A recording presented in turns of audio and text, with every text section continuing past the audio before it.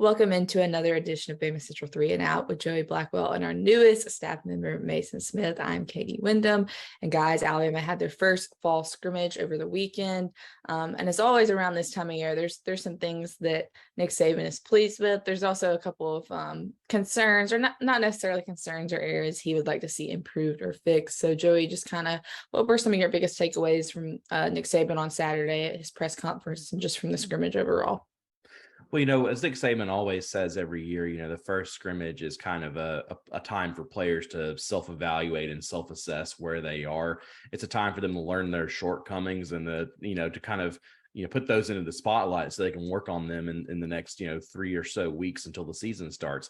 That being said, first and foremost, what Nick Saban seemed to be most disappointed in was the wide receivers. He said there was a lot of inconsistency there.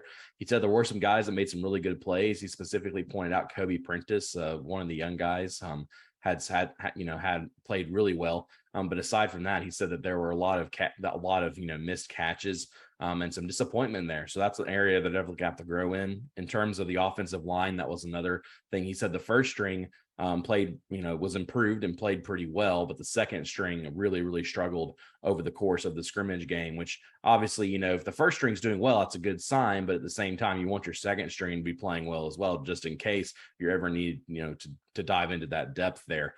But overall, Nick Saban didn't seem too disappointed. Like I said at the beginning of this segment, it's a time for players to kind of make mistakes and to self-assess. And I think that's exactly what happened this past weekend for Alabama football.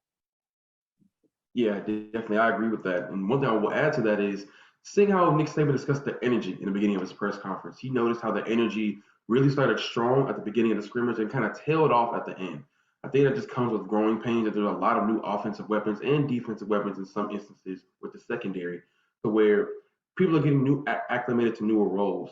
So I think as time progresses and as people develop more chemistry, we're going to see more cohesiveness, and we're going to see that energy continue throughout scrimmages and throughout more walkthroughs leading up to the first game at the end of the month.